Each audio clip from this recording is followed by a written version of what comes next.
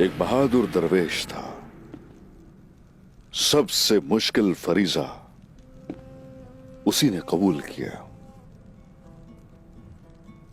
काफिरों के दिल में दाखिल होकर हमारे कान और आंखें बन गया था वो।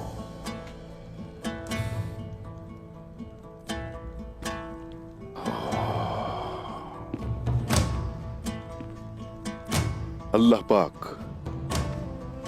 उसके गुनाहों को माफ करे, जन्नत में आला मकाम अता करे। आमीन आमीन आमीन। हमने एक और बहादुर को दफन कर दिया है और इस एक बहादुर का इंतकाम जरूर लिया जाएगा।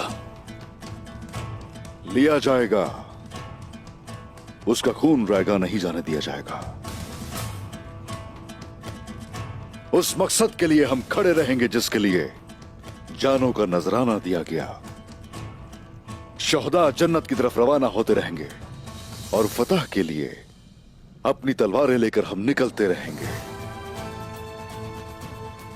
तुर्क कबाइल को खबर कर दी जाए कि उस्मान ने अपना परचम बुलंद कर दिया है। तमाम सिपाहियों को और सरदारों को लश्कर में शामिल किया जाए।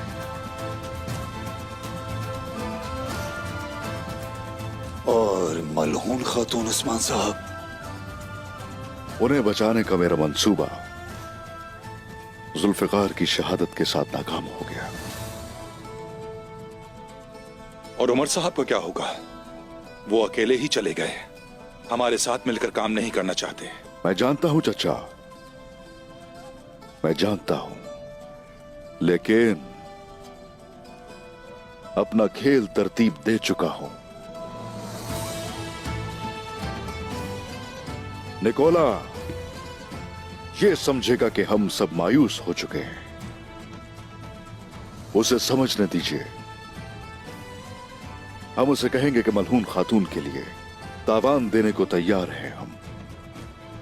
पहले उसे शक होगा, वो यकीन नहीं करेगा, लेकिन वो उसे बाद में कबूल कर लेगा। हम मलहून खातून को भी बचाएंगे और निकोला से कीमत भी वसूल करेंगे। लेकिन मुमकिन है कि उमर साहब भी तावान के बारे में गौर कर रहे हो और इस वजह से वो निकोला के साथ सौदेबाजी की मेज पर बैठना चाहेंगे। सबसे पहले उमर साहब को हमें रोकना है। वक्त जाया मत करें। अल्लाह हमारा हमें नासिर हो। आमीन आमीन आमीन।